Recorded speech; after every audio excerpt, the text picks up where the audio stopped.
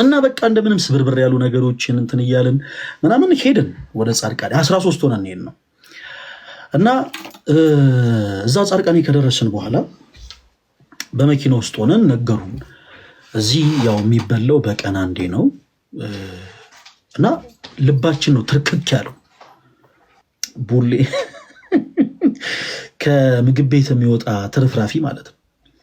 ከምግብ ቤት የሚወጣ ትርፍራፊ እየዞርን በፌስታል አውጥተን እንበላ ነበር። ቡሌ በልተን ስፖርት ሰርተን በቃ ራሳችን አጠብድለን ከኛ በላይ ሰው የለም ብለን ነበር ሰፈር ለሰፈር የምንዞር።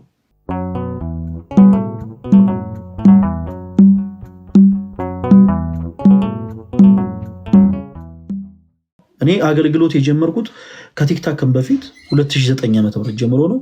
በቁም ነገር ነው የምላችሁ። ረዥም ዓመት ያገለገልኩበት መጽሐፍ ቅዱስ ነው። ያንን መጽሐፍ ቅዱስ ነው ወስጄ ቤላን በጣም ስለምወደው እወደዋለሁ ማለት ከመቅጽበት ደግሞ በቃ እንደው ነጠላ ለብሶ ምናምን ዘማሪ ይሆናል ማለት አይደለም።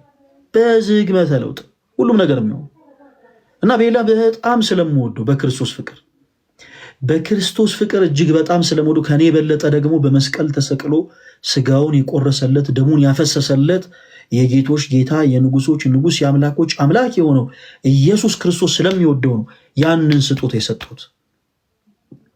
እና የሆነ ቀን በሆነ አይነት ሪዝም በሆነ አይነት ምክንያት እግዚአብሔር አምላክ ልቡን ነክቶት በአንደበቱ አይደለም እምላችሁ በህይወቱ ብዙ ሰዎች ከሱ የሚማሩበት ጥሩ ክርስቲያን ወንድማችን እንደሚሆን በጣም ነው ተስፋ ማደርገው። እና በጣም ያንን ስላሰብኩኝ ተደዋወልን፣ አገኘሁት፣ ያንን ስጦታ ሰጠሁት። እና ያንን ስጦታ ስሰጠው በጣም ብዙ የሆኑ ሰዎች በጣም ብዙ አይነት ቃላቶችን ሰነዘሩበት። በጣም የመጽሐፍ ቅዱስን ትምህርት ጠንቅቀው ለማያውቁ ኦርቶዶክሳውያን ትንሽ አንዳንድ የሚከብዱ ቃላቶች ሁሉ ሰነዘሩበት። ልክ ሃይማኖትን ተዋው፣ ክርስቶስን የተሰቀለልህ ምናምን የሚመስሉ ነገሮችን። በነገራችን ሃይማኖት ምንድን ነው? ሀቭ ኖ አይዲያ። ምን ማለት እንደሆነ የሚያውቁ አይመስሉኝም። እኔ አይዲያው ራሱ ያላቸው አይመስለኝም። ሃይማኖት ማለት በነገራችን ላይ በዚህ አጋጣሚ ሃይማኖት አያድንም የሚሏችሁ ሰዎች ሊኖሩ ስለሚችሉ ልንገራችሁ። ሃይማኖት ማለት ተወዳጆች አስተምህሮ ማለት ነው። አስተምህሮ ሰዎች በክርስቶስ ያምናሉ። አዎ ያምናሉ። ለምሳሌ በአብ በወልድ በመንፈስ ቅዱስ እናምናለን ወይ? አዎ እናምናለን። ታምናለህ ወይ ብላችሁት አንድ ፕሮቴስታንት አምናለሁ ካለ በኋላ ቀጣይ ወረድ ብላችሁ የሆነ መሰረታዊ ጥያቄ ብታነሱ ዜሮ። ለምን? ሃይማኖት ስለሌለው። ትክክል ናቸው። ፕሮቴስታንቶች ሃይማኖት የላቸው። ሃይማኖት የለንም ሲሉ ሃይማኖት አላችሁ እንዳትሏቸው። ቤተ እምነት እንጂ ሃይማኖት የላቸውም። which means አስተምህሮ ማለት ነው። አስተምህሮ የላቸውም።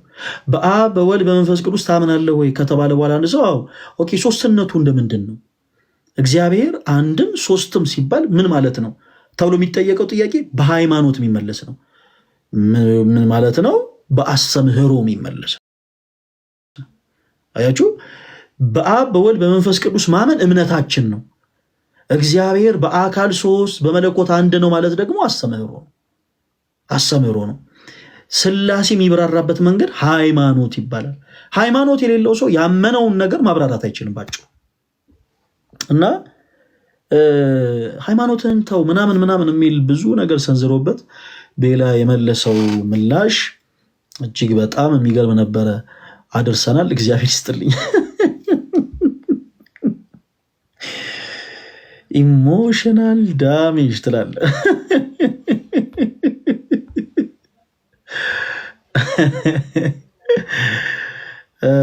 ይህ ገባር ነው እና በጣም ደስ ብሎኛል። በዚህ አጋጣሚ ከዚህ የበለጠ መበርታት አለበት። ኦርቶዶክሳውያን ከሌላ ቦታ ላይ ይሄን ያክል እምነቱን፣ ይሄን ያክል አስተምሮውን፣ ይሄን ያክል ክርስቶስ የከፈለለትን ዋጋ እንዲረስ አድርጎ ወደ ስህተት መንገድ የሚመራውን መንገድ እንዳይራመድ እኛም ደግሞ የተቻለን ማድረግ አለብን ተወዳጆች። ይሄ የሁላችሁም ድርሻ ነው በነገራችን ላይ የሁላችሁም። አለበለዚያ ግን እኛ ሰዎችን በገፋን ልክ በዛው ልክ ደግሞ ሰይጣንም ሰዎችን ይጎትታልና በጣም ጥንቃቄ ልንወስድ ይገባል ተወዳጆች በጣም እና በጣም የሚገርም መልስ ነው የመለሰው። እኔ ኢሞሽናል ዳሜጅ ብዬ ልጽፍ ነበረ፣ ግን ምናልባት ደግሞ ያው ከዛ ጋር ተያይዞ ስድብ ምናምን እንዳይመስላቸው ብዬ ትቼዋለሁ። እና አሁንም ልላችሁ የምፈልገው ነገር ምንድን ነው፣ እነዚህ እህት ወንድሞቻችን እኔ በጣም ሁሉ እንዴት እንደምወዳቸው በቁም ነገር ነው የምላችሁ። አንድ ከአንድ እንደው ሳላዳላ እግዚአብሔር ምስክሬ ነው የምላችሁ። ሁሉንም በጣም ነው የምወዳቸው። እኔ ቤላንን በጣም ነው የምወደው። ሄኒ የመርኪ ወይኔ ሄኒ የመርኪ ትንሽ ይለይብኛል፣ እኔ ትንሽ ይለይብኛል። ሄኒ የመርኪ በጣም በስማ በቃ ወይ ቤተክርስቲያንን የሚገልጥበት መንገድ፣ ለቤተክርስቲያን ያለው ክብር፣ ቤላም ይሄ ለቤተክርስቲያን ያለው ፍቅር፣ ቤተክርስቲያን የሚናፍቅበት መንገድ፣ ቤታዩ ስለ እውነት ነው የምላችሁ በጣም ነው መወዳት። ይሄ ልክ ማንም ልትሆን ትችላለች፣ ቤታ ምንም ልታረግ ትችላለች። ልክ የቤተክርስቲያን ነገር ሲነሳ ግን የቤተክርስቲያን ልጅ ናት፣ አለቅ እንትኔ ክብሬ ማረጌ ምናምን ዝቅ ብላ ለቤተክርስቲያን ነገር ትታዘዛለች። ኪዱ ፍልቅልቅ የሆነች በጣም እስማ አንድ ቀን እንኳን ፊቷን አጥቁራብን ማታቀህት ለቤተክርስቲያን ልዩ ፍቅር ያላት አገልጋዮችን የምታከብርህት በእኔ በጣም ነው መወዳቸው። በስማ በእውነት የካጀማን እነ ዳኒ እነ ዳዳ እነ ኃይልሽ በጣም ታዛዥ ልንገራችሁ። እኔ ማንም ነኝ ማንም፣ ነገር ግን በቤተ ክርስቲያን ጉዳይ ይፈልጋችኋለሁ እና ፕሊስ በዚህ ቀን ላገኛችሁ ፈልጋለሁ ስላቸው እግዚአብሔርን ክብሬ እንትኔ እኔ እንትን ሰፈ አላሉም። በቃ ትንሽነቴን ሳይንቁ በእኔ ውስጥ ልክ ይሄ ፈለገን ሳይሆን ቤተ ክርስቲያንን ተመልክተው አክብረው ነው የመጡት። አክብረው በእውነት እግዚአብሔር ያክብራቸው።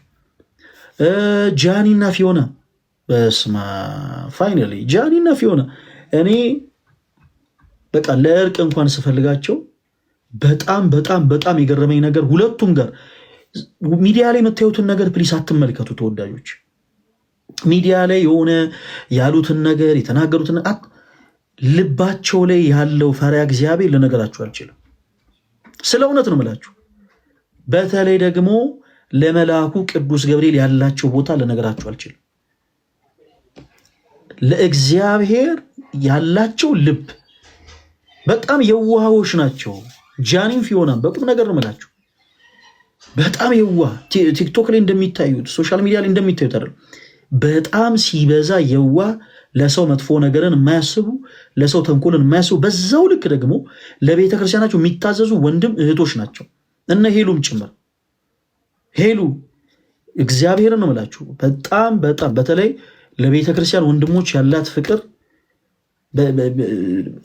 ለአገልግሎቱ የምታስበውን ያክል እኔ ልነግራችሁ አልችልም። ስለ እውነት እኔ በሄሉ መቼ ተደነቅ ያለው መሰላችሁ?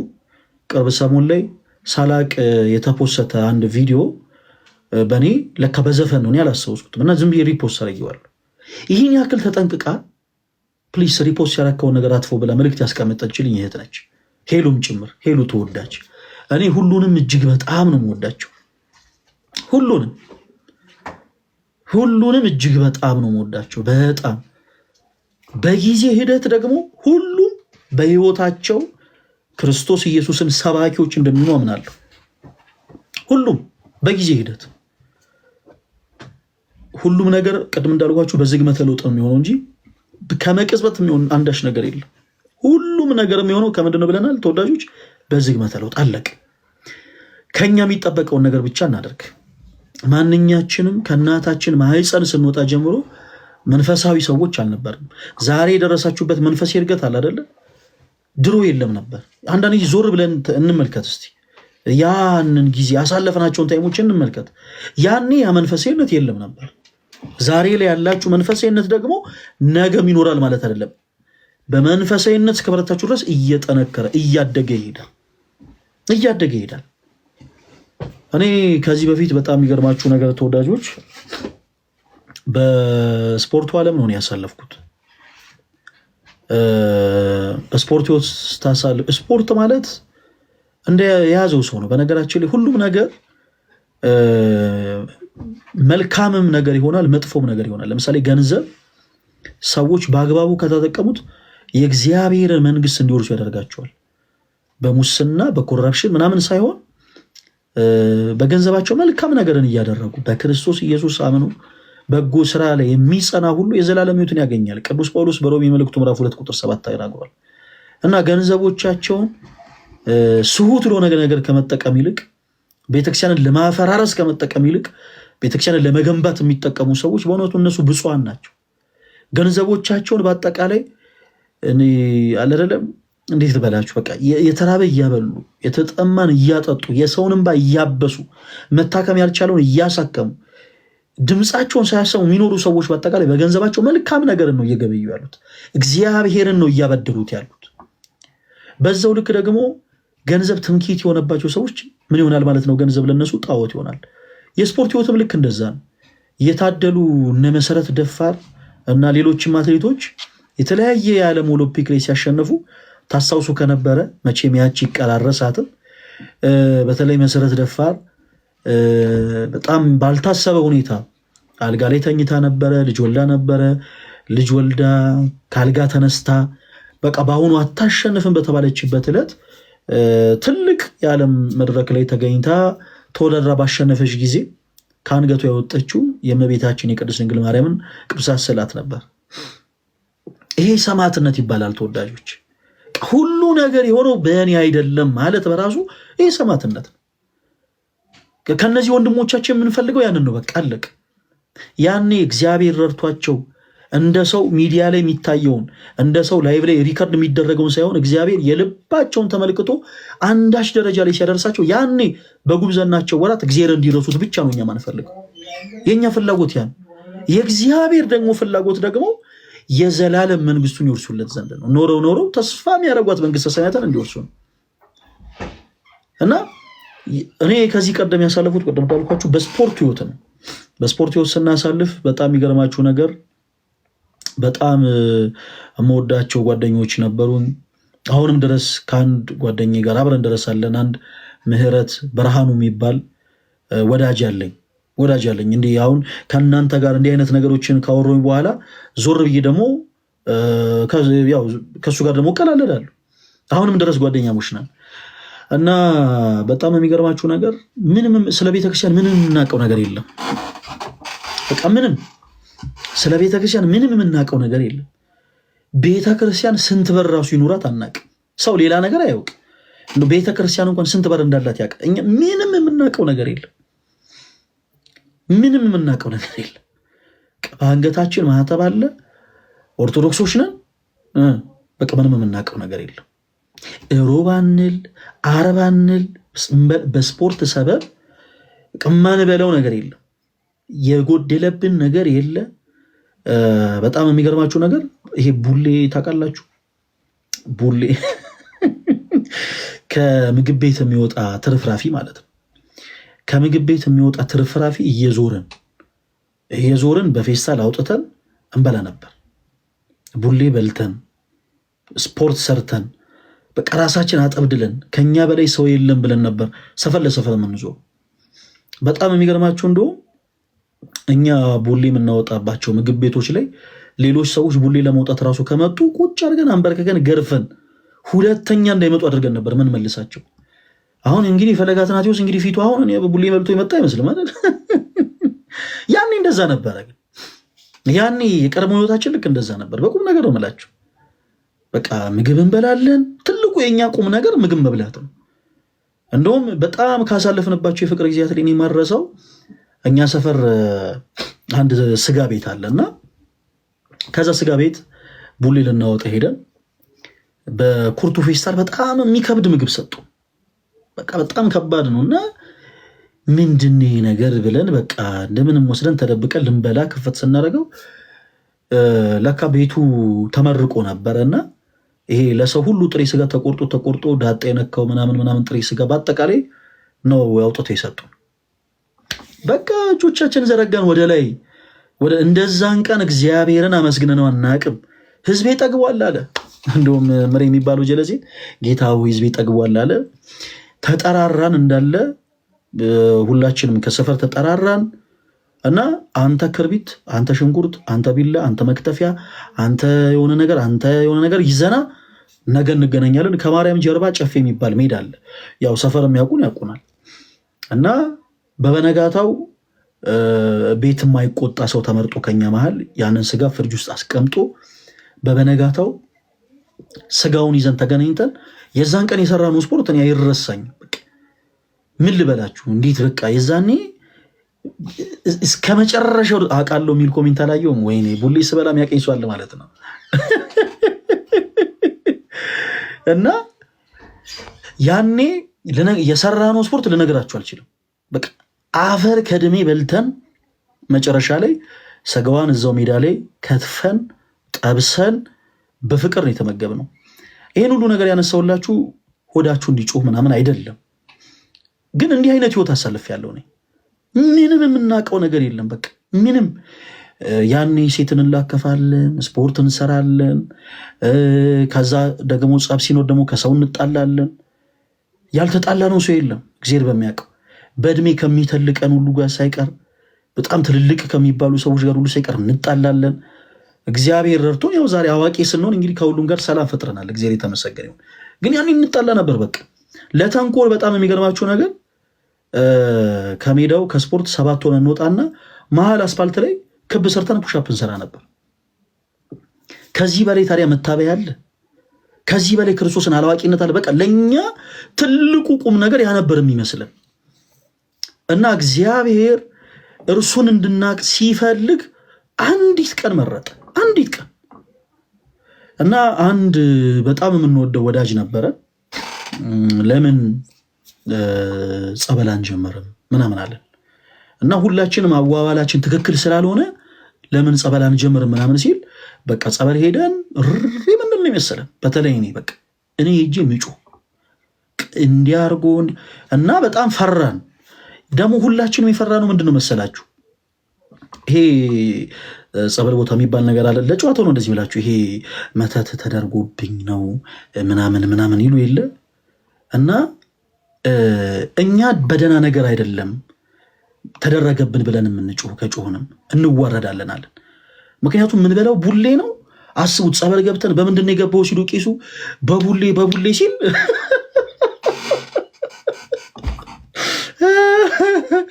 ውርደት ነው አለን። በቃ ውርደት፣ እግዚኦ ማረነ ክርስቶስ አለን። እንዴ ይሄ ውርደት ነው አለን። በቃ ጸበል ሄደን ብቻ ሰይጣናችን እንዳይጮህ እንጂ ሄደን መጠመቃችን ችግር የለውም አለን። እና እንደምንም ብለን ምንድን ነበር ያሰብነው? እንደውም የመጀመሪያ ጊዜ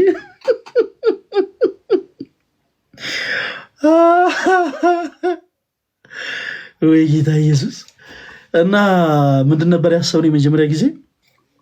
አዲስ አበባ ላይ ያሉ የተለያዩ አድባራት ላይ የዞርን በቃ ጸበል መጠመቅ። ለምሳሌ መጀመሪያ ቀን የተጠመቅነው ገርጂ ማርያም ነው። ከዛ ኮተቤ ጊዮርጊስ፣ ከዛ ወይብላ ማርያም ፈረንሳይ፣ ከዛ የሆነ ወደ ሳሪ ሳቦ ምናምን እያለን ነው መጠመቅ የፈለግነው። እና ያው በቃ እንደዛ ዞረን ደግሞ ስላልቻልን አንድ ልጅ በጣም ስለ ጻድቃኔ ይነግረን ነበር። በቃ እስከዛ ድረስ ነው የምላችሁ፣ ምንም የምናውቀው ነገር የለም። አረ ጌታ ኢየሱስ እንደ ዛሬ ተዋረድን። ምንም የምናውቀው ነገር የለም አልኳችሁ። ምንም በቃ ስለ ቤተክርስቲያን የምናውቀው ነገር የለ ምንም። በቃ መንገድ ላይ እብድ ዱዮች ነበረን። እብድ ሰው አንፈራም። በቃ የማይሆን ነገር ነው የምናደርገው። እውነቴን ነው የምላችሁ። እንግዲህ ፈለገ አትናቴዎስ ከዚህ በፊት ሴት ይላከፍ የነበረ ሴት ነው እያልኳችሁ ነው። መንገድ ላይ ዝም ብለን በጉልበት አንዱን ዝም ብለን በቃ ደስ ያላለንን ወንድ ፈልገን እንዲህ ዝም ብለን ሱሪውን መንገድ ላይ ዝም ብለን እናውልቅበት ነበረ ምናምን። እንዲህ አይነት ነውር የምንሰራ ሰዎች ነበርን። ከዚህም የበለጠ ማለት ነው። በሚዲያ ደግሞ እንግዲህ ሁሉም ነገር በሚዲያ ላይ አይነገርም። ለካህንም ደግሞ የሚነገር ነገር አለ እና ለምን ጻድቃኔ ማርያም አትሄዱም ማለት አንድ ወዳጃችን እና እኛ በጣም ነበር በቃ የፈራ ነው። ምን ልጁ እንድንጮ ጠብቆ ነበር መሰለኝ። እዛም ዞረን ሁሉም ቦታ አዲስ አበባ ዞረን በቃ ጸጥ ስንልበት ነው መሰለኝ ለምን ጻድቃኔ ማርያም አትሄዱም ማለት እና እኛ ምንም የምናውቀው ነገር የለም ስለ ጻድቃኔ ማርያም። የምታውቁት ታውቁታላችሁ። በቀን አንዴ ነው የሚበላው። ፕሮቴስታንት የሆናችሁ ወንድሞች በፍቅር አዳምጡ ፕሊስ። ይሄ የላይፍ ኤክስፔሪየንስን ብቻ ነው ሼር እያደረኩ ያለሁት እና በደንብ በፍቅር አዳምጡ። ጻድቃኔ ማርያም የሚባል ገዳም አለ እና እዛ ገዳም በቀን አንዴ ነው የሚበላው። እኛ በቀን 7 ጊዜ ነው የምንበላው። በቃ ቁርስ ከቤት በልተን እንወጣለን። እንደውም ምህረት የሚባለው ጓደኛዬ ጋር ሌሊት 9 ሰዓት ለትሬኒንግ ስንወጣ፣ ሌሊት 9 ሰዓት ሁሉ እንወጣ ነበር። ሌሊት 9 ሰዓት ለትሬኒንግ ስንወጣ ከቤት ዳቦ በድንች ሳንበላ እንወጣ። በቃ ምን አይነት ሰይጣን እንደያዘን እኔ አላቅም። ዳቦ በድንች በልተን እንወጣለን። ከዛ ጠዋት ቁርስ እንበላለን። ከእንደገና 4 ሰዓት ሌላ ነገር እንበላለን። ከዛ ምሳ በልተን ደግሞ ከእንደገና ቡሊ እናወጣለን። በቃ አጋሰስ ሆነን ነበር ይኖር ነው። እና እዛ ገዳም ያላወቅነው ነገር ምንድን ነው? በቀን አንዴ ነው የሚበላው አሉ። በቀን አንዴ ነው የሚበላው አሉ። ያዛ ኦኬ እኛ አላወቅንም እንሂዳለን ምሻለንና በቃ ተያይዘን ጻድቃኔ ማርያም ከላምበረት ነው አስታውሳለሁ። ከላምበረት ተሳፈረንና እንደውም መዝሙር ሁሉ የሚዘምር የለም። ያው የላምበረት የመስመር መኪና ስለሆነ ሁሉም ጸጥ ብሎ ነው የሚጓዘው እና እኛ ከኋላ ሆነን አስታውሳለሁ። ለመጀመሪያ ጊዜ የዘመርነው መዝሙር ምንድን ነው መሰላችሁ? ሁሉም ሰው ጸጥ ሲል አረ ይደብራል እንዘምራለንና ተወልደናሆም ድንግል ተወልደናሆም ሲነገር ነበር በነቢያት አፍ ተወልደናሆም ድንግል ተወልደናሆም ድንግል አለንና ጸጥ አለን። የመዘመር ፍላጎት እንጂ መዝሙሩን አናቁ። ኧረ ጌታ ኢየሱስ፣ ኧረ ጌታ ኢየሱስ። የመዘመር ፍላጎት እንጂ መዝሙሩን አናቁ። እና በቃ እንደምንም ስብርብር ያሉ ነገሮችን እንትን እያልን ምናምን ሄድን ወደ ጻድቃኔ 13 ሆነን ሄድ ነው እና እዛ ጻድቃኔ ከደረስን በኋላ በመኪና ውስጥ ሆነን ነገሩን። እዚህ ያው የሚበላው በቀን አንዴ ነው እና ልባችን ነው ትርክክ ያለው። እኔ በመንፈስ የሚመጡ ሰዎች ልክ እንደዚህ ብዙ ነገር ባንጭንባችሁ ምላችሁ ለዛ ነው። መንፈሳዊ የሆኑ በመንፈስ ሕፃናት የሆኑ ወንድሞቻችን ልክ ገና ወደ ቤተክርስቲያን መቅረብ ሲጀምሩ ማስደንገጥ ጥሩ አይደለም። ቀኛውን እዛ ቀደም እንዳልኳችሁ በሆዳችን ማንቀልድበት ነገር ቢኖር በቃ በሆዳችን እና የገዳም ኤክስፔሪየንስ የለንም። ጻድቃኔን የመጀመሪያ ጊዜ ወጣ ነው። ጻድቃኔ 13ታችንን ከደረስን በኋላ በቀን አንዴ ነው የሚበላው። ሊያውም ደግሞ የሚበላው አንድ ፍኝ ቆሎና በሶ ነው የሚሰጠው፣ ሌላ ነገር የለም። ልባችን በቃ ስንጥቅ ነው ያለው። ስንጥቅ በቃ ምን ልበላችሁ። እንደዛን ቀን ደንግጠን አናውቅም። ከዛ ተጠቃቀሰንና እንደዚህ በአይናችን ተጠቃቅሰን ሰብሰባለንና እናንተ ምንም አያሳስባችሁ አለ አንድ በጣም መንፈስ ቅዱስ የራቀው ጓደኛ ነበረን። አሁንም መንፈስ ቅዱስ እንደራቀው ነው። መንፈስ ቅዱስን ያቅርብለት፣ እኔ ስሙን አልጠራም። እና ምን አለን? በቃ ዝም በሉ እናንተ፣ እሺ ብቻ በሉ። እኛ እንደዚህ የሚባል ነገር የለም አለ። በምግብ የሚቀልድ ነገር የለም። እንወጣለን ከገዳም ጥብሳችንን ዱለታችንን ካጣን በየአይነታችንን ቢሆን በልተን ወደ ገዳም እንመለሳለን አለ። ይሻለን በቃ ማንም ሳይል እንበላ ማለት ነው። ለማጋነን አይደለም እምላችሁ፣ እማምላክ ምስክሬ ናት። ይሄው ልጇ ክርስቶስ ምስክሬ ነው። እንደኛ አይነት ሆዳም አጋሰስ የሆነ ሰው ለመጀመሪያ ጊዜ ቀኑን ሙሉ ሳንራብ እዛ ገዳም በበረከቱ ቆየን። እግዚአብሔርን ነው እምላችሁ። በቃ ደነገጥን። ምንም ሳንራብ በበረከቱ ገዳሙ ቃል ኪዳኑ ነው መሰል ሳንራብ። እኛ እኮ ጠዋት 3 ሰዓት ሆዳችን ይጮሃል። በቃ ምን መጥፎ በጣም መጥፎ ይሆን አባዜ። መጨረሻ በቃ አንድ ጊዜ በሶ ቆሎ ተሰጠን። ያንን መመገብ ጀመረን እያለ በጣም ብዙ ነገሮችን እዛ ማወቅ መረዳት ጀመረን። ሁሉንም ነገሮች እዚህ ላይ መናገር አልፈልግም። እንደውም በጣም የሚገርማችሁ የዛን ጊዜ ራሱ ስንሄድ ጻድቃኔ ማርያም ሱባኤ ይዛችሁ የምታውቁ ሰዎች ታውቁታላችሁ። ሰልፍ ይዘን ስንመለከት አዳራሽ ሞልቷል። የወንዶች የሴቶችም አዳራሽ ሞልቷል እና ሜዳው ላይ ሁሉም ሰው ሸራ እየወጠረ እንዲሰራ እዛ ያሉት ገዳማውያን አባቶች ቦታ ይሰጣሉ እና ሲሰጡ በትክክል አሁን በቃ ለአንድ ሰው በትክክል ወጥ ቦታ ነው የሚሰጡት። የሆነ ሰፊውን ላይ ያደረጉት እና እኛ 13 ሆነን ሄደን 13 ብንል ልንጣበብ ነው ይጠበናል ብለን ፈራንና እዛ ሄደን ጊዜ ስንት ናችሁ አሉን። እንደውም ቦታ የሰጡን የነበሩ አባት 25 ነን አለን። የመጀመሪያው ኃጢአታችን እዛ ገዳም ሄደን የዋሸን የመጀመሪያው ኃጢአታችን ያን ስንት ናችሁ ሲሉን 25 አልናቸው። እዛ በቃ ትልቅ 40 በ60 አይነት ቤት እንድንሰራም ትልቅ መሬት ሰጡ። ቶሎ ብለን አዋተን እንጨት ሰራን፣ ሸራ ወጠርን፣ ምን አለን ውስጡን አሳመር ነው።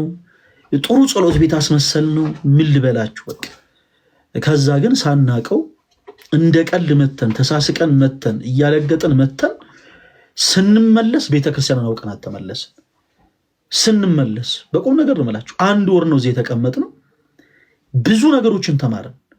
ከኛ የበለጠ ኃጢአተኛ ከኛ የበለጠ በደለኛ የለም። ለኛ ሁሉም ነገር ኖርማል ነው። የትኛውም አዲስ አበባ ተወልዶ ያደገ ልጅ በአጠቃላይ ያሳለፈውን ነገር አሳልፈን ያደግነው እና እያለገጥን እየሳቀን መጣን እና ልባችን ተሰብሮ ዝምተኞች ሆነን ቤተክርስቲያንን አውቀናት ማናቃትን ቤተክርስቲያን አውቀናት ተመለስን። በህይወቴ ያንን ቀን መቼ ማረሰው መቼ እኔ በአንደበት ብቻ ሲወሩ የሰሟቸውን በአይኔ ብዙ ነገሮችን ያየሁባቸው ቦታዎች እዛ ናቸው። ዓለምን የሚንቁ ገዳማውያን አሉ ሲባሉ በወሬ ነበር የምሰማው። እኔ ስማቸውን አልጠራም ከንቱ ውዳሴ እንዳይሆን። እዛ ገዳም ላይ ግን በጣም የሚታወቁ አባት አሉ። ገዳም የሄዳችሁ ሰዎች ታውቃላችሁ። እና አንድ ሰው በጣም የልቡ ቋጠሮ ተፈቶለት ወደ 100 ምናምን ሺህ ብር ያክል ገንዘብ እሽግ ይዞ መጥቶ እባክዎ ተቀበሉኝ ብሎ ይለምናቸዋልና በአይናችን እያየን እንምላችሁ አልቀበልህም ልጄ እባክህ ዞር በላሉት። እባክዎትን ብሎ ለመናቸው። በፍጹም አልሰማ ሲላቸው አምጣው ብለው ተቀበሉትና የገንዘቡ ላይ ያለውን ላስቲክ በአጠቃላይ አውጥተው ተወዳጆች ከዛ ወደታች ገደል ነው። ማንም ሰው ደፍሮ የማይገባበት ገደል ወደ ገደል ይበተኑት። ዓለምን የሚንቁ ገዳማውያንን በአይኖቻችን ያየንበት ቦታ ነው። ቀለካ እንዲህም አይነት አባቶች አሉ። የነሱ መንፈሳዊነት እኛን ሲያስገርመን እያለ ደግሞ በነሱ መንፈሳዊነት እግዚአብሔርን ማወቅ ጀመርን። አያችሁ ሰው በቃል ብቻ ሳይሆን በሰው ህይወትም ይማራል። ምን አግኝተው ነው እኚህ ሰው የበረቱት ትላላችሁ እኮ። እና በጣም እየተደነቀን መጣ። ሌላው ልንገራችሁ እኔ ሁለንተናቸው እኛ እንዲህ ቦርኮነን እኮ በጣም የሚገርማችሁ ነገር ቅባት እየተቀባን አድገን ቫዝሊን እነማዘር ሌሊት እንዲህ ለቅለቅ እያረጉ እያሳደሩን እንዴ ይሄው ጠቁረን ጥቁር ሆነን ነው ዘገዳ ሁለንተናቸው ቀይ የሆኑ መነኮሳትን ያየሁት እዛ ነው። እኔ እግራቸው ነው የምላችሁ ጫማ አድርገው አያውቁም። እግራቸው ስንኳ ምን ልበላችሁ እኔ እንጃ። በጌታ በኢየሱስ እኔ እግረ መንገዴን እዛ ያየሁትን አንድ ታመል ልንገራችሁ። አንድ ሊሻን የሚባል ወንድማችን እዛ የተደረገለት ታምር ነበርና ምንድነው ሁለቱም አይኖቹ ማየት አይችሉም እና ውስጥ ያሉት ሌንሶቹ ወጥተው እዚህ ድረስ የተንጠለጠሉ ሰው ነበርና የገዛ ቤተሰቦቹ በጣም በቃ ተጸይፈውት ነው ከቤት አባረውት አማራጭ ሲያጣ ወደዚህ ገዳም የመጣው እና ሙሉን ታሪኩን ልንገራችሁ። ምን የምትሄዱበት አላችሁ አልፋችሁ ቁጭ በሉና ሰሙ እና ይህ ሰው እንደምንም ብሎ መሳፈሪያ ይዘና ጻድቃኔ ማርያም ገዳም ይፈልጉ ልክኝ የመጣ ነው። በላምበረት ነው። እሱም በላምበረት ተሳፍሮ በመኪና ተሳፍሮ ሲመጣ እንግዲህ የመንገዱን ርዝመት ታውቁታላችሁ፣ በጣም ረዥም ነው እና ሲመጣ መኪና ውስጥ ከአይኑ የሚወጣ ሽታ ነበር። ከአይኑ ፈሳሽ ነገር ይወጣል፣ እንደ እዥ ያለ ነገር ይወጣል እና ከአይኑ ደግሞ የሚወጣ ሽታ ነበር እና ያ ሽታ አላስቀምጥ ያላቸው ሰዎች ሹፌሩ ላይ ያው ይጮሃሉ። ገንዘብ ከፍለን አይደለም የምንሄደው፣ በቃ ፕሊስ አስወርደው ወይ ገንዘባችን መልስልን እያሉ ያው በጣም ብዙ ነገሮች እንትላሉና ሊሻን የገዛ ቤተሰቡ ገፍተውት የመጣ ሰው ስለነበር በጣም ይሸማቀቅ ነበር እና ያ ሰው መኪናውን አቁሞ ለእያንዳንዳቸው ገንዘባቸውን መልሶላቸው እሱን ብቻ ነው ማደርሰው ብሎ እሱን ደብረ ብርሃን ድረስ ይዞት መጣ እና ደብረ ብርሃን ተቀምጠው ምግብ አብረን እንብላ ሲለው እንኳን አልበላም ብሎ ነበር የተሸማቀቀው ሊሻን። ለምን ቆሎ እንኳን ሲሰጠው ከአይኑ የሚፈሰው ፍሳሽ የተንጠባጠበ ቆሎ ይሆናልና ሰው ይጸየፋል ያንን ሲያይ። እግዚአብሔር ከእንዲህ አይነቱ ከባድ ፈተና ሁላችሁን ይሰውራችሁ እና ያቺን ቆሎ እንግዲህ ከአይኑ ከሚፈሰው ፈሳሽ ጋር አብሮ ሁሉ ነበር እሱ የሚመገበው። በቃ ማየት ስለማይችል መለየት ስለማይችል እና ምናልባት ምግብ ስበላ ሰው ይጸየፍ ይሆናል ብሎ በጣም ራሱን እንትን ይል ነበር እና ያ ሰው በፍጹም አንተ ካልበላህ እኔ ምግብ አልበላም ብሎ ምግብ ቤት ይዞት ገብቶ በአንድ ማዕድ በአንድ ትሪ አብረው ተመገቡ። ክርስቲያኖች አንዳንድ ጊዜ እግዚአብሔር አምላክ እንዲህ አይነት መልአክ የሆኑ ሰዎችን በህይወታችን ይልክልናል። ተረባችሁ በቃ ግን ሆነ ግራ ገብቷችሁ አታውቁ። በቃ ምንድነው ማረገው? ልጆችን ምንድነው ማባላቸው? የልጆች ትምህርት ቤት ደርሷል፣ አስቤዛው አልቋል፣ ምንድነው ማረገው ብላችሁ ተጨንቃችሁ የሆነ ባላሰባችሁት ነገር የሆነ ሰው የሆነ ወዳጃችሁ መጥቶ የሆነ ቀራራችሁ ደፍኖላችሁ አያውቅም? እንደው ልጆችም እንደው ያልወለዳችሁ እንደው በጣም ተረባችሁ የምታውቁት ወንድሞች ነገን እንዴት ነው የሚኖረው የነገዋን ቀን እንዴት ነው ማናጋት ብላችሁ በጣም ተጨንቃችሁ ብቻችሁን ማንም ሳይሰማችሁ ብርድ ልብስ ውስጥ ገብታችሁ ስቅስቅ ብላችሁ ያለቀሳችሁ እግዚአብሔር ድንገት የሆኑ ሰዎች መጡ ቀለል አድርገው በቃ የሆነ ነገር አድርገውላችሁ እና ይሄን ያክል አባት እንዴት እውነት እንዴት አንውደደው እውነት ይሄን ጌታ እንዴት አንውደደው ኧረ በጌታ ስም እና ምግብ ከፈለለት አብረው ተመገቡ። ተነስተው ጣርማበር ድረስ አደረሰው። ከዛ በኋላ ከጣርማበር የተወሰነች ፒስታ መንገድ አለች። እሱም በሌላ መኪና ተሳፍሮ ይመጣል። እዛ ቦታ እኛ የነበርንበት ጊዜ ነው የመጣው ሊሻን። ይህንን ተአምር በአይኔ በማየቴ እግዚአብሔርን በጣም አመሰግናለሁ እና አዳራሽ ውስጥ ሲገባም አዳራሽ ውስጥ ሽታ ይፈጥራል። ሰው አስገብቶ ሊያሳድሩ አልቻለም። ሰዎች የሰሩት ሸራ ውስጥም ደግሞ ገብቶ እንትን እንዳይል እዛም በጣም ከባድ ሆነና አስታውሳለሁ የሆነች ሸራ ገዝተውለት ያቺን ሸራ ተጠቅልሎ ነበር የሚተኘው። ዶፍ ዝናብ እንግዲህ በጣም አደገኛ ዝናብ ሲዘንብ ምን ልበላይ ለኛ ምቹ ሆኖ ከላይ ሸራችን በስተክል ሰርተን ምናምን ዝናብ እንዳይገባ ሆኖ ራሱ እኛ በጣም ብርዱ ጻድቃን ሄዳችሁ የምታውቁት ሰዎች ታውቁታላችሁ። ሙቀቱን በጣም ከባድ ሙቀት ነው። ብርዱን በጣም ከባድ ብርድ ነው። በቃ በጣም ተሰቃይተን ነው የምናሳልፋት ያችን ጊዜ። ሸራ ብቻ ማለት ከስርም ሸራ ከላይም ሸራ ብቻ ለብሶ ነበር እሱ የተኛው በሸራው ላይ ተጠቅልሎ ማለት ነው። እና በጣም ከባድ ጊዜ ነው ብቻ ያሳለፈው የወንድማችን እና እኛ አርፍደን ነው ሁልጊዜ ጸበል የምንወርደው። እሱ ከጸበል ቦታ ሲመለስ የሚጸልየው ጸሎት እኔ አስታውስ ነበር። እኔ በህይወቴ ራሴን የወቀስኩበት ቀን ያኔ ነበር። እኔ ገዳም እንደሄድኩ ለእኔ ንስሐ ስለሆነ ምንም ችግር የለውም ነገራቸዋል። ገዳም እንደሄድኩ የጸለይኩት ጸሎት እንዳለ እስከ ነው ድንግል ማርያም እንደው በቃ እባክሽ ቆንጆ የሆነች ሚስት ስጪኝ እና ጥሩ የሆነ በጣም የሚያምር መኪና እና ደግሞ ትንሽ አንድ ሺህ ካሬ ደግሞ የሆነ ቤት ደግሞ ስጪ ምናምን ብዬ ነው የጸለይኩት። በቃ ሚስት ከዛ መኪና ከዛ ቤት እንዴ በጌታ በኢየሱስ ከኛ በላይ አሁን ድንጋይ አለ? እዛ ቦታ ተኪዶ ስለ ነፍሳችን እንደው ማልቀስ ያለበት ቦታ ስለሰራነው ኃጢአት ክርስቶስ ኢየሱስን እንደው ይቅር በለን ማረን ብለን የምናለቅስበት ቦታ ላይ እኔ እዛ አባቴ ሌላ ታሪክ ውስጥ ነኝ። ሌላ ታሪክ እና ስንወርድ ዋሻው ጋር ሁል ጊዜ እናገኘዋለን።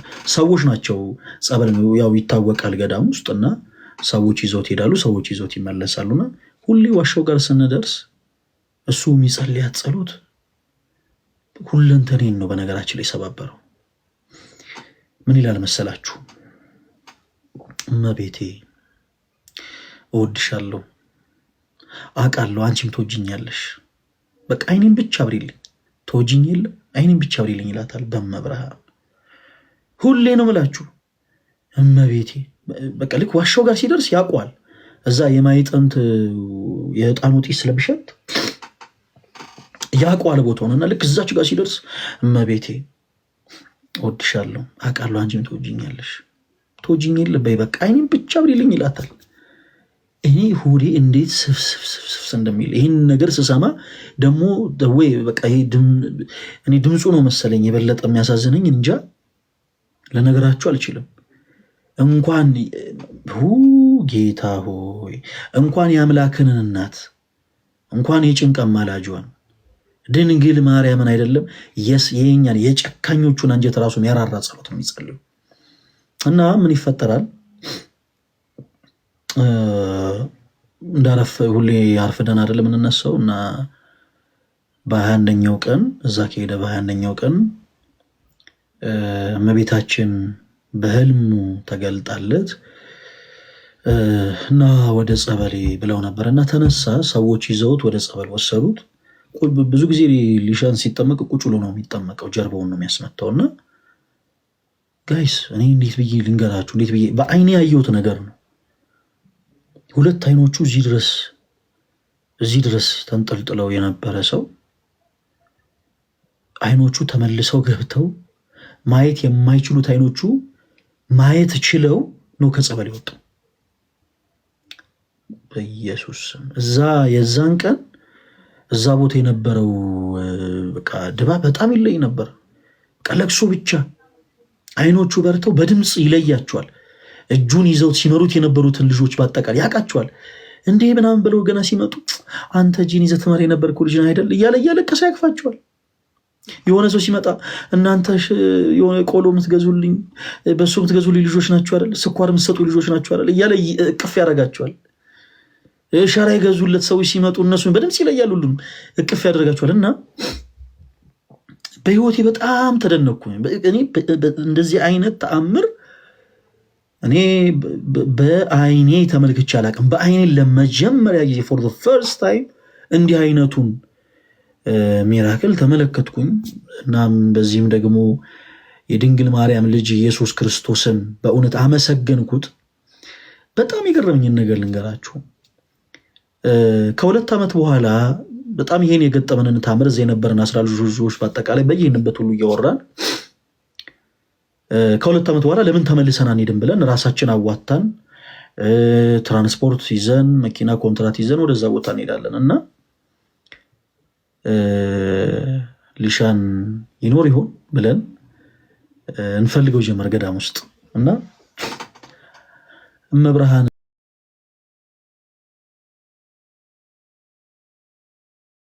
አምላኩ ለጌታው ለኢየሱስ የሚሰጠው ነገር ቢያጣ ሊሻን ራሱን ለክርስቶስ ሰጠ። እዛ ገዳም መንኩሶ አገኘ ነው። መንኩሶ ከ2 ዓመት በኋላ በቁም ነገር ነው የምላችሁ። አንተ እያለን እናወር የነበረ ሰው አባ ብለን እናወረው ጀመር። አንቱ ተብሎ እዛ ገዳም መንኩሶ ራሱን ለክርስቶስ ሙሽራ አድርጎ የመላእክትን አስኬማ ለብሶ አገኘ ነውና እንደውም አስታውሳለሁ ትንሽ ይዛችሁ ትንሽ አዋተን ለበሶ መግዣ ለቆሎ መግዣ ይሁን በጸሎት አስበን ብለን ነው የተመለስ ነውና ከዚህ ቀደም እንዳልኳችሁ ዛሬ የዛኔ ፈለገ አትናቴዎስ ሰዎችን በቃሉ ያጽናናል ብሎ ያሰበ ማንም የለም። እውነቴን ነው የምላችሁ። ያኔ በዛን ሰዓት ያኔ በዛን ታይም ሁላችንም እንደው ይሄን ያክል ቤተክርስቲያን እናቃታለን ብለን አላሰብንም ነበር። ግን እግዚአብሔር ፈቃዱ ሆነና እኛ ልክ እንደ ኃይል በድንቅ አጠራሩ ጠራ። ያኔ ላይ ሰዎች ቢገፉን ኖሮ ያኔ ቤተክርስቲያንን ሳናቃት ያኔ ገና በመንፈስ ሕፃናት ሆነን ሳለ ያኔ ምንም ነገር ሳንረዳ ወደ ቤተክርስቲያን ስንቀርብ ሰዎች ቢገፉን ኖሮ ኢማጂን ዛሬ ላይ ያለውን ፈለገ አትናቴዎስን አታገኙትም ነበር። ዛሬ ላይ ያሉትን ሌሎች በአገልግሎት ላይ ያሉ ወንድሞችን አታገኟቸውም ነበር። በቃ ያኔ ተከፍተው አረ ምንም ደግሞ ምን ቤተክርስቲያን ምናምን ብለው ቤተክርስቲያንን ከሚዘርፉት ጎራ ጋር አንድ ላይ ተሰልፈው ቤተክርስቲያንን ሲዘልፉ ታገኟቸው ነበር። ያኔ ግን ባለመገፋታችን የተነሳ መንገዱ ሁሉ ክፍት ሆኖልን ቤተክርስቲያንን እናውቃት ዘንድ ትልቁን ዕድል አገኘን እና ዛሬም ደግሞ በመንፈስ ሕፃናት ይሆኑ አሉ ገና የተወለዱ። እኛ በመንፈስ ሕፃን ሆነን ተወልደን በጥቂቱ የእግዚአብሔርን ቃል እንደ እናጡት እናት ከሆነችን ቤተክርስቲያን በ40 እና በ80 ቀን ከአብራ ከመንፈስ ቅዱስ ጸንሳ በወለደች በእናታችን ቤተክርስቲያን ውስጥ ሆነን ጥቂት እያለን የክርስቶስን ቃል ተመግበን በትንሹ አጥንታችን ጠንከሩ በትንሹ ጎልምሰን በሁለት እግራችን መቆም ጀምረን ደግሞ በትንሹ መራመድ ጀምረናል። ገና በትንሹ አጥንታችን በደንብ አልጠነከረችም። ያኔ ግን ከብዙ ጊዜያት በፊት ግን ገና በመንፈስ ሕፃናት ሆነን ምናለቅስ ሕፃናት ብቻ ነበርን። ምናለቅስ ሕፃናት ብቻ በቃ ምንም ነገር ማናቅ ማለት ነው። ዛሬም በመንፈስ ሕፃን የሆኑ እህት ወንድሞች አሉ። ዛሬም ድረስ አናቅ። ነገ ከነጎዲያ ደግሞ ሌሎች የሚመጡ አሉ። ያ ደግሞ ድርሻ ደግሞ የነ ቤላ ነው ማለት ነው። ያ ደግሞ ድርሻ ቀጣይ ጀኔሬሽን ገና በመንፈስ ሕፃን የሆኑ ደግሞ ቤተክርስቲያንን የማያውቋት ገና በጉጉት ግን ቤተክርስቲያንን ማወቅ የሚፈልጉ በተለያየ ህይወት ላይ ያሉ ሰዎች ይመጣሉ። ያ ድርሻ የነ ሄሉ ይሆናል። ያ ድርሻ የነ ቤታዮ፣ የነ ኪሪ፣ የነ ፊዮና፣ የነ ጃኒ፣ የነ ቤላ፣ የነ ሄኔ መርኬ፣ የነ የካጀማ የሌሎችም እህት ወንድሞቻችን ድርሻ ይሆናል። አያችሁ እኛ እንዲያውቋት ያደረግናትን ቤተክርስቲያን አውቀዋት ተረርተዋት እነርሱም ደግሞ በተራቸው ሌሎች ደግሞ ሲመጡ አይ ምን አረበል እንደዚህ የሚባል ነገር የለም ወደ ቤተክርስቲያን ማቀረብ ወደ ቤተክርስቲያን ማጠጋበል እያሉ ደግሞ ባሉበት መካሪ ይሆናል። የግድ ሶሻል ሚዲያ ላይ መውጣት አይጠበቅባቸውም። ዙሪያቸው ያሉ ወዳጆቻቸውን በአጠቃላይ ቤተክርስቲያን እንዲያውቁ ያደርጋሉ። እንዲያውቁ በዚህ አጋጣሚ አርቲስት ሸዊት ከበደ በጌታ ፍቅር በጣም የምንወዳት እህታችን በጣም ነው የምናደንቃት። በዚህ አጋጣሚ ሸዊቴ በመንፈሳዊ ህይወት በጣም ያደገች በመንፈስ ህይወት ብዙ ነገርን የምታቅ በመንፈስ ህይወት ብዙ ነገር የተረዳች እህት ነችና ኦርቶዶክስ ግዴቷ ስለሆነ ዙሪያ ያሉ ሰዎችን በአጠቃላይ በመጀመሪያ እንዲያውቁ የምታደርገው ነገር በአጠቃላይ የቤተ ክርስቲያኗን አስተምህሮ ነው። በስራ ሊሆን ይችላል፣ በተለያዩ ጉዳዮች ሊሆን ይችላል። የምታውቃቸውን በክርስቶስ ፍቅር የምትወዳቸውን እህት ወንድሞቿን በአጠቃላይ በመጀመሪያ እንዲያውቁ የምትፈልገው ቤተክርስቲያን ነው። የከበዳቸው ነገር ቢኖር ማወቅ የሚፈልጉት ነገር ቢኖር በጣም የሚገርማችሁ ነገር ቀጥታ የምታገናኘው ከቤተክርስቲያን መምህራን ጋር ነው። አያችሁ የእያንዳንዱ በሶሻል ሚዲያ ላይ ተጽዕኖ የሚፈጠር ኦርቶዶክስ ሰው በአጠቃላይ ግዴታው እንዲሆን ነው የምንፈልገው። ልክ እንደ አርቲስት ሸዊት ከበደ ማለት ነው። በዚህ አጋጣሚ በእውነት እህታችን ሸዊት በርቺልን። የመጀመሪያ የምታደርገው ነገር ምንድነው? ቤተክርስቲያን እንዲያውቁ ማድረግ። ዙሪያ ያሉ ምንም አይነት ሰዎች ሊሆኑ ይችላሉ። ምንም አይነት ሰዎች ቤተክርስቲያን እንዲያውቁ ታደርጋለች። ከዛስ ድንገት እሷ የማታውቀው ከእሷ አቅም በላይ የሆነ ጥያቄ ቢፈጠርባቸው ማወቅ የሚፈልጉት ነገር ቢኖር ቀጥታ የምታገናኘው ከቤተክርስቲያን መምህራን ጋር አለቀ። ከዚህ በላይ በነገራችን ላይ መንፈሳዊነት የለም። የግድ ሸዊት በመንፈስ በቃ ትልቅ ደረጃ ደርሳለች ለመባል የግድ ነጠላ ለብሳና መዝሙር መውጣት አይጠበቅበትም። ይሄ ሰማዕትነት ነው። ይሄ የእያንዳንዱ ክርስቲያን ድርሻ ነው። አለቀ። እና በዚህ በቲክታክ ፕላትፎርም ላይ ያሉ እህት ወንድሞቻችን አሁንም ገና እንፈልጋቸዋለን። አሁንም በቻልነው አቅም በጥበብ ቀስ እያለን እንዲቀርቡ እናደርጋለን። በፍቅር ወደ ቤተክርስቲያን እንጠራቸዋለን። ቤተክርስቲያን ገና ስሟ ሲጠራ ናፍቀዋት ጓጉተዋት እንጂ እየሰለቻቸው እንዲመጡ አንፈልግም። በቁም ነገር ነው የምላችሁ እና በፍቅር እንዲመጡ እንፈልጋለን። እናንተም የሚገባውን ፍቅር ስጧቸው ፕሊስ። ቅድም ደጋግመን እንዳልነው የትኛውም ሰው ከእናቱ ማህፀን ሲወጣ ጀምሮ በመንፈስ የጎለመሰ በቃ ጠንካራ የሆነ ሰው አይሆንም። ጥቂት እያለ ነው የሚያድገውና በቻልነው አቅም የኔ ተወዳጆች እባካችሁን እህት ወንድሞቻችንን በፍቅር እንጥራቸው፣ በፍቅር እናቅርባቸው። በመንፈስ ሕፃናት እንደሆኑ አንርሳ። በአንድ ጊዜ የሆነ ከመቅጽበት ለውጥ ካልመጣ እንበል። ሁሉም ነገር በጊዜ ሂደት ነው የሚሆነው። ቅድም ምሳሌ እንደሰጧችሁ አንድ ሕፃን ሲወለድ ከእናቱ ማህፀን በቀዘት ብሎ ነው የሚያለቅሰው ረዥም ጊዜ። ከዛስ ቀስ እያለ የእናቱን ወተት እያገኘ የጡት ወተት ከዛ በደንብ እየተመገበ እያለ ነገሮች እያሉ እያደጉ እየተለወጡ አጥንቱ መጠንከር ይጀምራል። አጥንቱ የተወሰነ ሲጠነከርለት በእጆቹ መዳህ ይጀምራል፣ ዳዴ ማለት ይጀምራል። እሺ በእጆቹ ዳዴ ማለት ይጀምራል። ከዛስ በደንብ ደግሞ የተሻሉ ምግቦችን መመገብ ይጀምራል። አሁንም የበለጠ አጥንቶች ሲጠነክሩለት ደግሞ በሁለት እግሮቹ ይቆማል። ያኔ እናትና አባት ይደሰታሉ። ልጃቸው በሁለት እግሩ ሲቆም፣ ልጃቸው በሁለት እግሯ ስትቆም እናትና አባት ይደሰታሉ። ከዛ አሁንም የተሻለ ምግብን እየተመገቡ ይሄዳሉ። እንደ በፊት የናጡትን ብቻ አይመገቡም። የተሻለ ደግሞ በፕሮቲን የበለጸገ በማግኒዥየም፣ በካልሽየም፣ በቫይታሚን በደንብ የበለጸጉ ምግቦችን ደግሞ ይመገባሉ። ከዛስ እንደፈለጉ መዝለል እንደፈለጉ መራመድ ይጀምራሉ። ከአንደበቶቻቸው አባባ እማማ የሚልን ቃል ያወጣሉ። ቤተ ክርስቲያናችንም ልክ እንዲሁ እናት ነች ተወዳጆች። እናት ሁላችንም ከአብርሃ ከመንፈስ ቅዱስ በ40 እና በ80 ቀን ጸንሳ የወለደችን እናታችን ናት። እና ይህች ቅድስት ቤተክርስቲያን ልክ እናት ልጇ ሲወለድ አባቱን እንዲመስልላት እንደምትፈልግ ሁሉ እናታችንን ቤተክርስቲያን ደግሞ ክርስቶስን እንድንመስልላት ትፈልጋለች። አባታችን ክርስቶስን እንድንመስልላት ትፈልጋለች። በጥቂቱ እያለች ታሳድገናለች። በአንድ ጊዜ እነ ፈለገ አትናቴዎስ የገባቸው የነገረ ድነት ትምህርት ና ቤላ ናናናና ታጋት የሚባል ነገር የለም። እነ ፈለገ አትናቴዎስ የገባቸው የቤተክርስቲያን ነይ ሄሉ ነይ በቃ በደንብ መጋታል የሚባል ነገር የለም። ምክንያቱም ትልልቅ ሰው እንደሚጎርሰው ህፃናት የሚጎርሱ ከሆነ ለህይወት አይሆናቸውም። እና ከናሉበት ማንነት ክርስቶስ ይፈልጋቸዋል። እንድትረሱ ማልፈልገው ነገር ያሉበት መንገድ ትክክል ነው ወይ? አይደለም። የእነሱ ብቻ ሳይሆን የእኛም መንገድ ትክክል አይደለም። የሁላችንም መንገድ ትክክል አይደለም።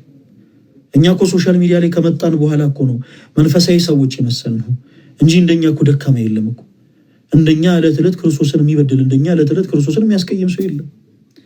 ከክርስቶስ ጋር በንስሐ እየታረቀን እንጂ በንስሐ እንደው ህይወት እየተመላለስን እንጂ እንደኛ ዕለት ዕለት ክርስቶስን የሚያስቀይም የለም። እነርሱ ያሉበት መንገድ ትክክል ነው ወይ? አይደለም።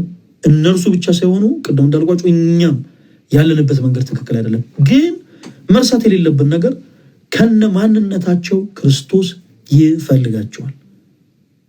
በደንብ አዳምጡ። ከነ ማንነታቸው ክርስቶስ ይፈልጋቸዋል። በባለፈው አንድ ምሳሌ ሳነሳ ነበር። ቤተክርስቲያናችን በኖህ መርከብ ትመሰላለች። በኖህ መርከብ ውስጥ ያልገባ ፍጥረት የለም።